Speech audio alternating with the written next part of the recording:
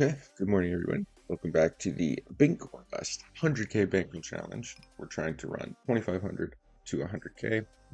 It's been a while since we've streamed. We're just gonna check back the sixes here, try to get the showdown. We will see bet the ace 10.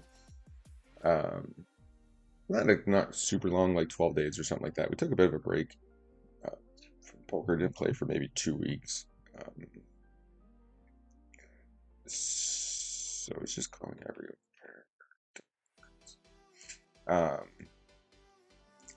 So yeah, we took a bit of a break from poker for a couple weeks when we were on that crazy like $120,000 sort of downswing / break even stretch. So we kind of wanted to pull out of that a little bit and get our headspace straight, which I think we did a pretty good job, and we were just like really super busy. So we are back now. We're gonna try to get back to really posting the videos and shorts and all that kind of stuff. Sort of stay committed to the channel. We'll just pull up the last sort of month because this is kind of where we sort of started to come out of the downswing. Pretty much playing strictly NL50.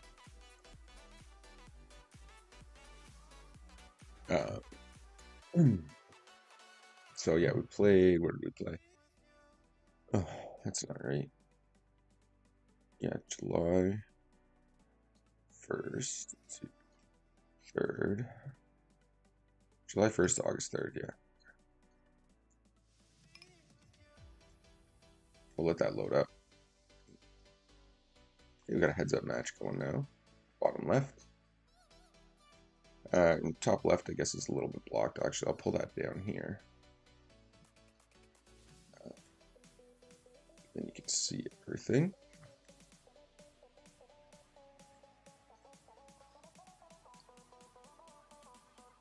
And we are going to double barrel here.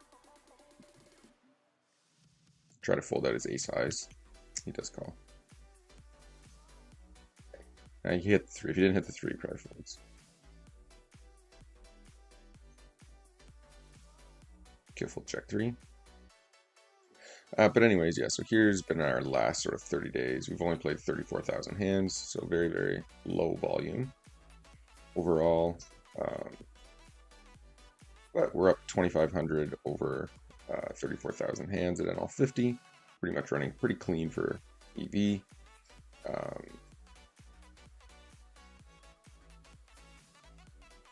17 would be 1,700 would be 10 BBs per 100 at NL50.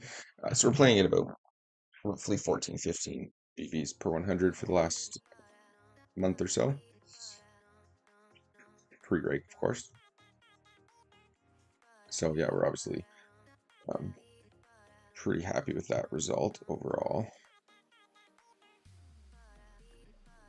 Yeah, really just gonna try to focus in here, really try to grind the stakes.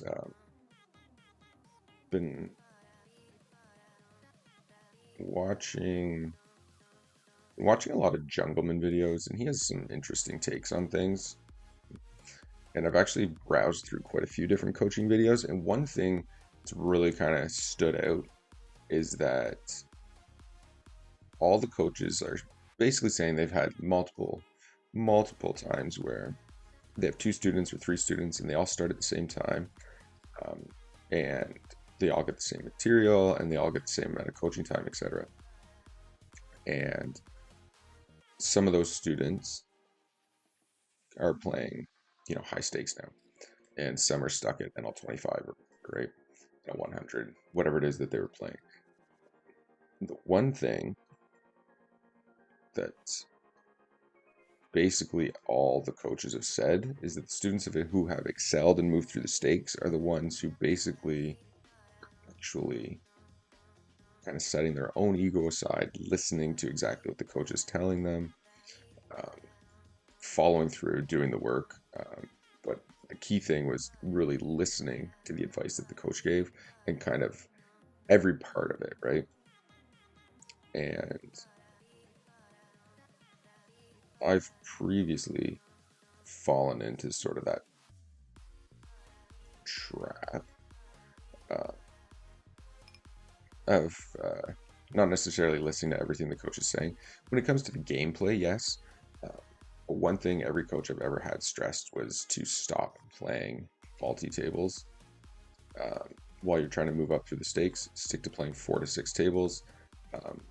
Generally, they say 4 or 5, but we've played poker for a long time, so 6 tables is very, very comfortable for us. But their point is, if you're starting out relatively new or just can't keep up, then I think I'll just call here.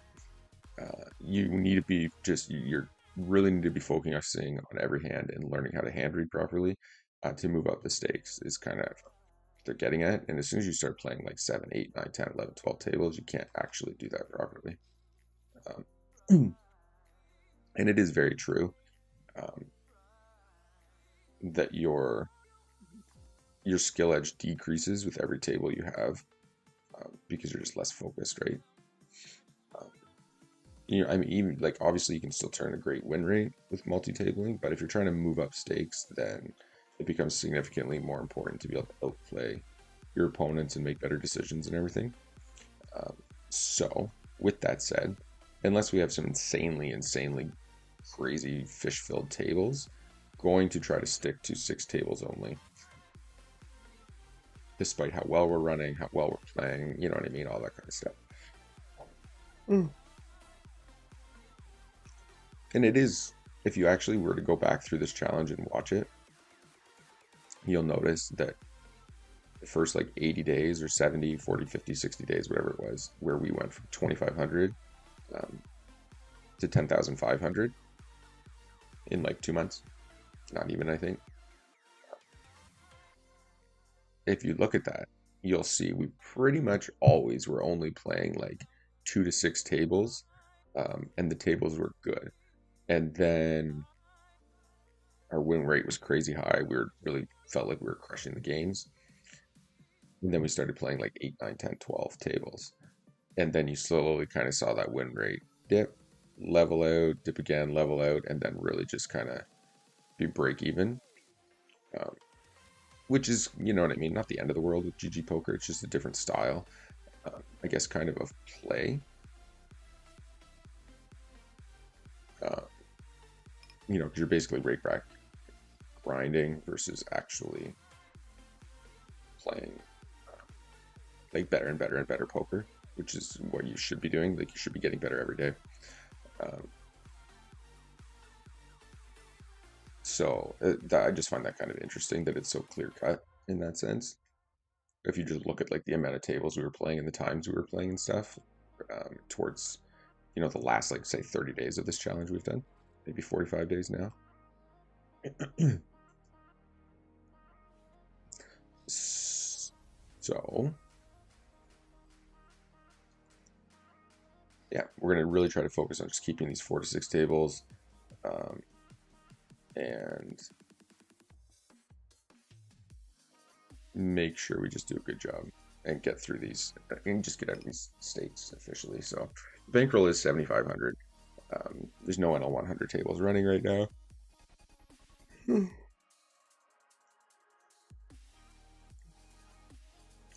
So yeah, we're gonna, like I said, we're gonna try to stick to this and really just pick the tables that make sense to play when we can, between NL 50 and NL 200, essentially.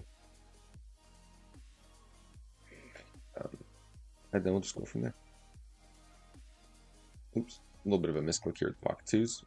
But yeah, so that's going to be hopefully the key here, because we want to move up stakes. We don't want to be, I don't want to be rake back grinding, you know? It'd be a little bit better if I had a live games around here that we could jump into, but we don't, unfortunately. But you do have options to play. Alberta is supposed to be joining in to the Ontario pool very soon. Not super soon, but like next year soon. Interesting. I think we call here with the ace-jack suited. People don't squeeze a lot, but I mean, he's like clearly kind of, that's a turn flop. Clearly kind of spewy. And we're just going to be looking to hit. Like, he just snap bets this. If we had ace-king, I'd probably call here. Without ace-king, I'd just let it go. He had aces. It's an interesting snap bet from him. Did almost fold pre-flop though, just because his sizing was bigger. And villains are not bluffing, so I feel like he was strong there. Definitely calling here with the king 7 suited.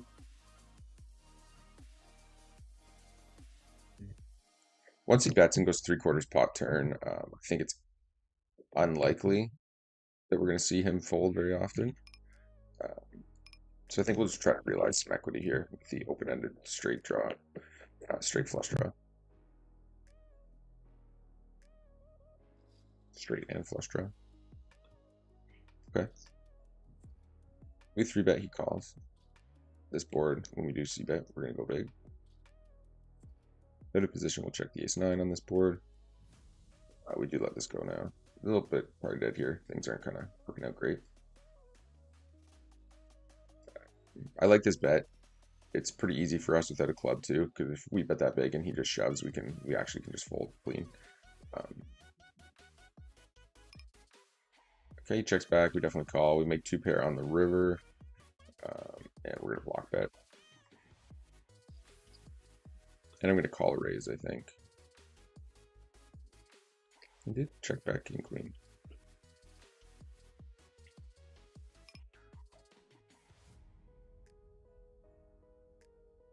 Shocked that he actually checked that flop back, to be honest.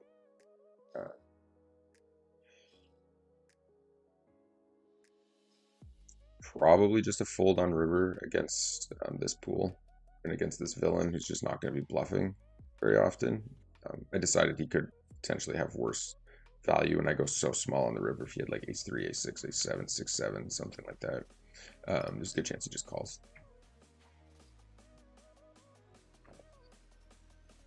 So, but he did check back flush, so it is a bit tricky there.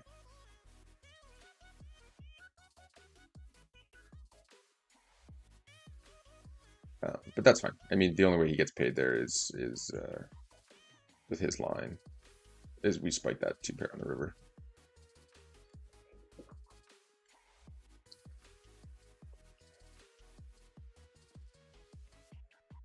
It is a little bit annoying being stuck playing heads up against like 30 big stacks, but it is essentially free money in the end.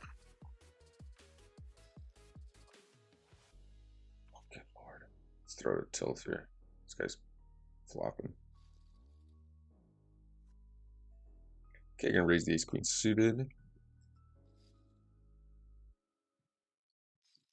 So I don't think he's 3-bet at all yet, so we are just gonna keep raising. And we're gonna 3-bet the aces here. Hard to get paid here unless he has like queens plus. Flop another pair. Good lord. Goes into the tank a bit on the 6. I think we're gonna check back now.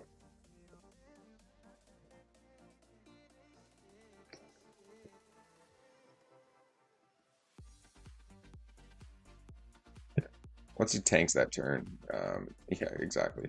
You can just tell he's deciding if he wants to bet or not. And we are just going to jam here, even without the diamond. Do lose to pocket 10s, probably most, but he also has a ton of hands like that. But yeah, we're just flipping, so hopefully we can get out alive here. It's a good card. That's good. He's right on the turn, eh? Yeah, we lost both. We would have lost the turn and river. Alright, value bet the king.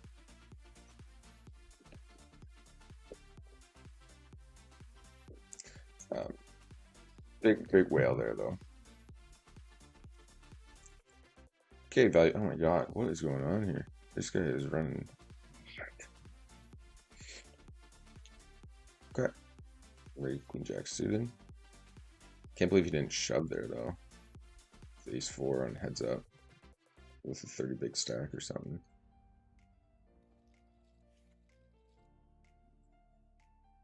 Neither of these guys like the fold. That's why we didn't ISO the queen 4 suited.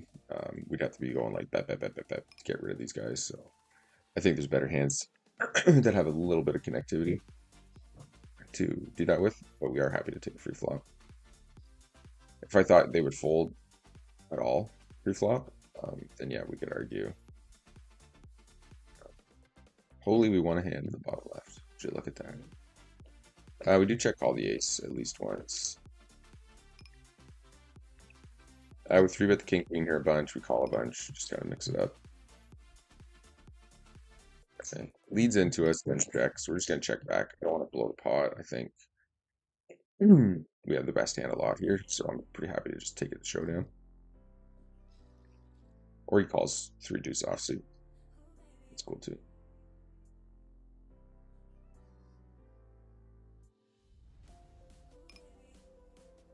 Okay, and check raise the king queen here. Because the flush draws out there, our hand has a little bit less value. Check calling, a little bit less equity, I should say, and a bit of reverse implied odds as well. Next, win with the kicker, beautiful. Okay, we do check raise. He does call. So this guy's like about as big of a nit as you can get.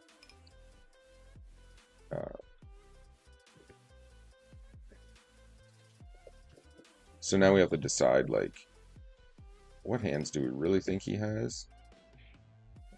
But I think given our hand, I think we just bet again here. And I will, like, if I don't hit, I don't think I'm going to blast river against him. He'll beat us to some ace highs, which is really, like, bad. Okay, now with the club, we either shove here and rep the clubs, and we win a lot of the time. But this particular time, I'm going to check give up, I think. If I had the king of clubs or the queen of clubs, I'd shove more often. And if it was a non-board pairing club, I would shove more often. And against this guy with 2 pair, heads up, yeah, we're just getting it in. Even though it's likely he's just going to have like ace 7 or something. We're the same hand.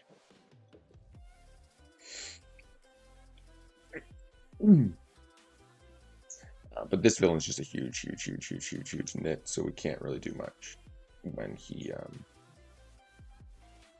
if you know what I mean. Once he calls that check raise, you almost want to shut down, but obviously our hand needs to double barrel there. If we do take a check raise line. But yeah, I think the shove is not good. If it was a club that did not pair the board, I'd be more likely to shove there.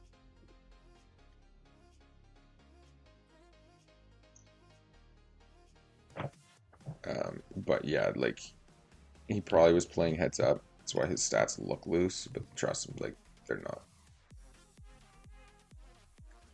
Against an undergun open and UTG +1 from these villains, we definitely are just going to let the king queen off though. Okay, we can check call 1 here with the 9s and spades and backdoor straights. And if he bets again, that's, yeah, I was going to say half pot or more, we'll just let this go.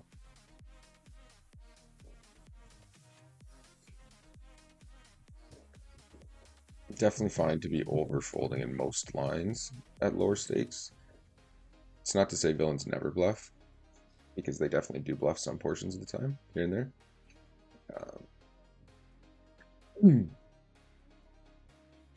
They just don't bluff enough, right? And they don't do it with enough hands to justify calling. So like if you get check raised on a flop, if villains are only check raising nutted hands and like combo draws or nutted draws, then like GTO, for example, will just like mass overfold in those spots because you're never in a great spot, right? Your equity, when you're 50-50, your equity of folding, I guess, and calling is, I think, theoretically the same. But GTO just like folds a shit ton. If villains aren't like finding the check raises with like backdoor draws and bottom pairs and stuff like that, then you just like mega overfold.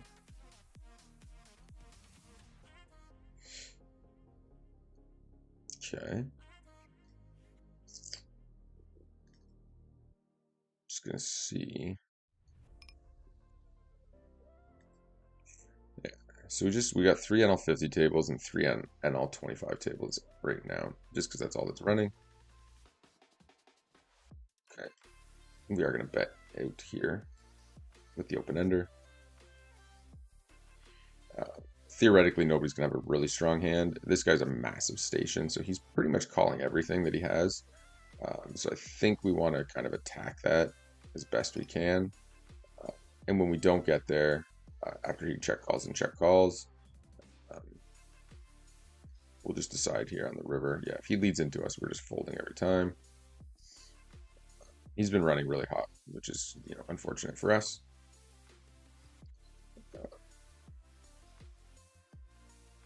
Mostly because he will leave sooner than later. So, when he's on a bit of a heater, it's hard to kind of stack him before he dips.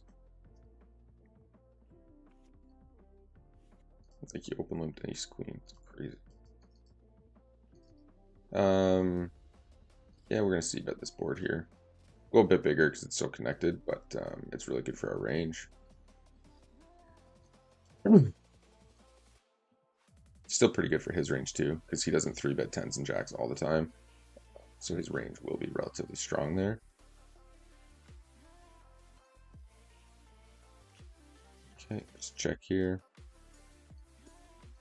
Checks. I guess we bet now. Terrible flop for us. Does check to us twice, which is interesting. The issue becomes, like with checking down, is when we lose to ace queen. It checks the flop, checks the turn, then leads out river.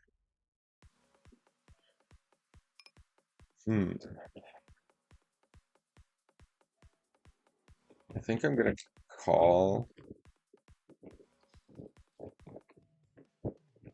Sakes. I just didn't really believe him. I didn't think he would double check top pair with his stats. Is kind of where we're at. But the money will go in with him, so we just kind of need to be there to let it happen. And fold queen six off.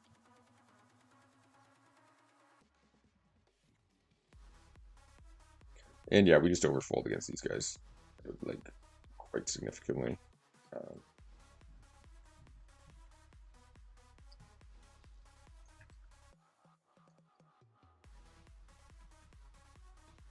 Holy moly. So a bit card dead this morning.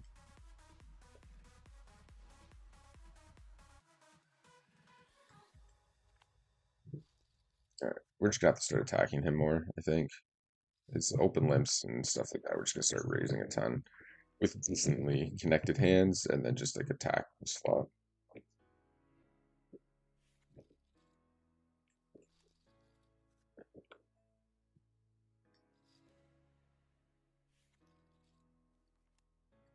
Kill for the 9-6. I think we can probably just start min opening, maybe. 8 deuce, we're just not interested in doing anything. Happy to see a flop with it.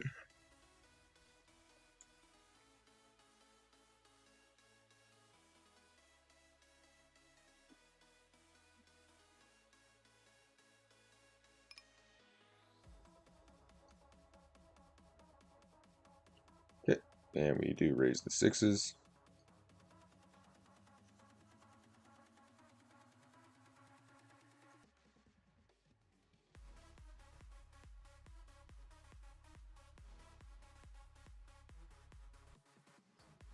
And we raise the ace nine. Okay, king seven off. We do raise here. Again, these guys are just pretty tight. It looks like he's actually starting to 3-bet a little bit more. So we're going to probably adjust to that soon. But could just be a bit of a fluke as well. Like, these are probably more realistic stats. 61 hands there, 91. Yeah, those are probably more realistic stats, I think. It's possible that he has a note that he thinks. I think he's pretty nitty, but. And even 4 ways of top pair, top kicker, I'm going to bet here on the monotone board. King deuce suited, we raise. And we're going to bet big here with the 6-7. Given his stack size, he should just be like shoving or folding. That's a really good turn card for us. It leads into us. We, of course, call top 2 very happily. Nice. Just dodging the 10. Nice. Win a little pot here, win a little pot here. He does call flop here. Pick up some equity. We're going to bet. And he's never folding an 8, so we just have to check now.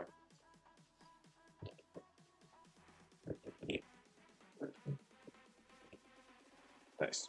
I was going to say, if he shoves here, it's either a king or nothing, so we probably call. He did leave. At least we got our funds back before he dipped, so that's good. Heater's over.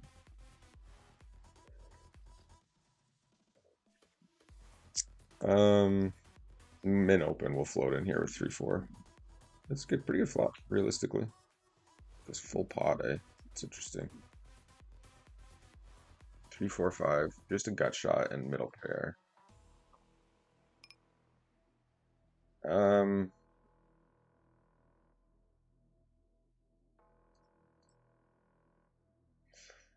Guess we fold. I'm not sure though. You could just go call and let him shove like ace queen.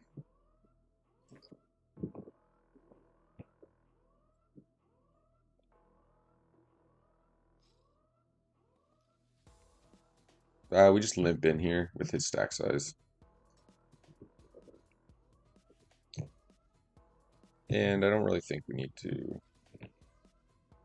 stab too often.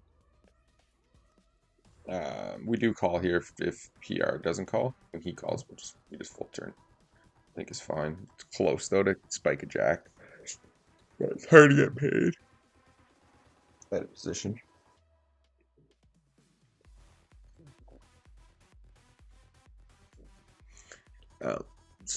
But yeah, at the micros, there's lots of different ways to turn. Pretty good win rates. You can just play really straightforward. You can kind of take super standard lines, or like pool profitable lines kind of thing. But there's just lots of little spots you want to be taking to just like pick up chips. Okay, it's a terrible flop. We're just gonna check.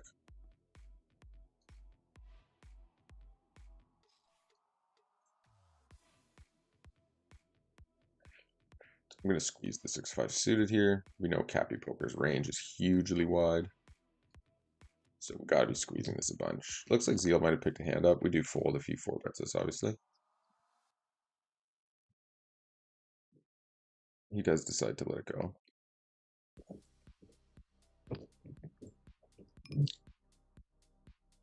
Same with shovel spades here. Like if he 4-bets us, we just let it go.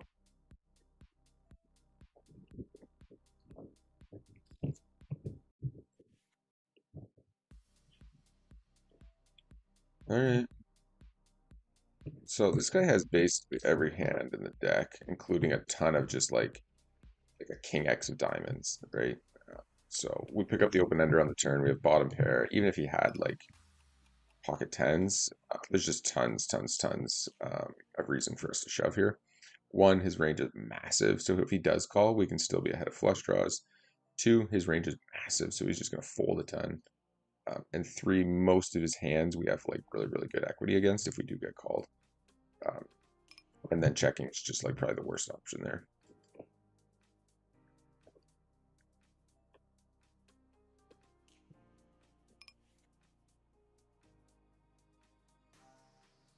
Not sure about the jack nine diamonds.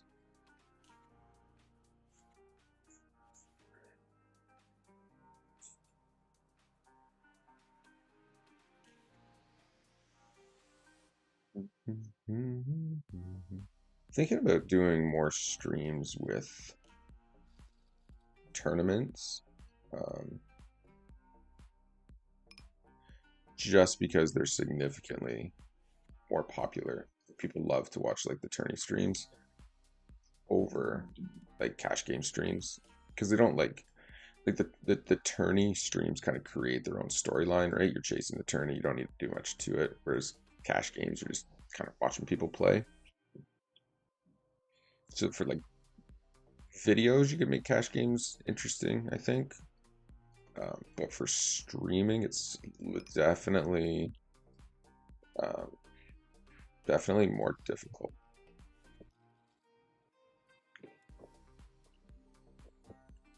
Especially the smaller stakes. Like obviously, I think if we can run this ladder up, you know what I mean, and get to the higher stakes,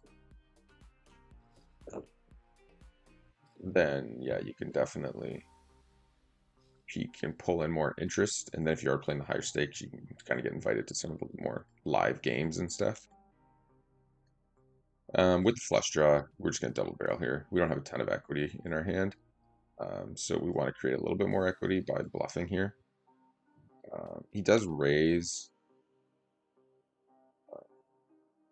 pretty small, to be honest, with our hand. So we probably need to call here and try to catch. It's actually a really good card for us. And we pretty much need to bluff this if he checks to us. Oh, he shoves. It's so confusing. If I had anything, I'd probably call here. Doesn't make any sense for him to check raise, I think, the queen on the turn. But he did go small, so he could definitely check raise the queen some portion of the time.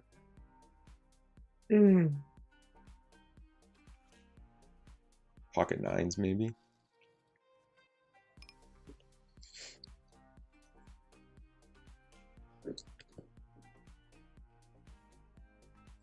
But we had 6 high, so there's not much we can do there.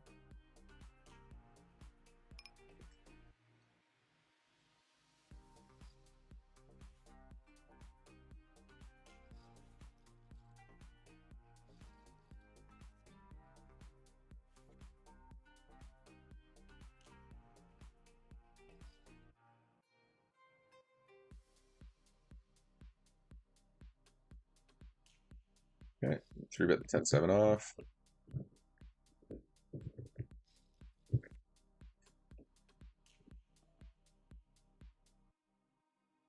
Okay, and we're gonna bet here.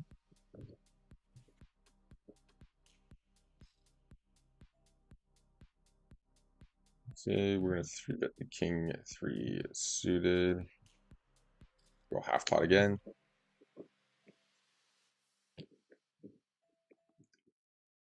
And I am just gonna jam this river.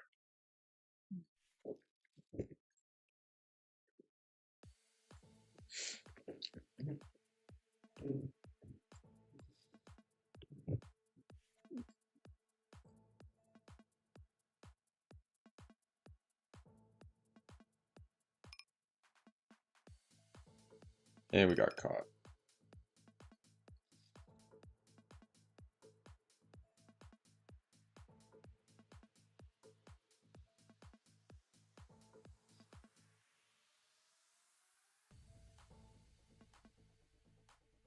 Probably where we lose the most at NL50 is running those big bluffs. We will defend the 8-6 suited.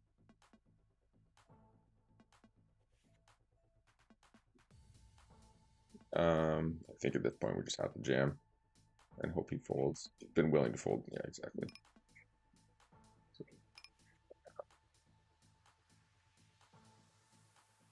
But yeah. Okay, fold queen 7.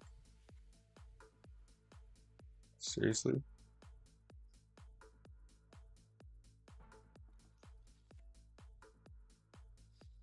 But anyway, I think we'll end the stream there. Make sure you hit that like and subscribe button. And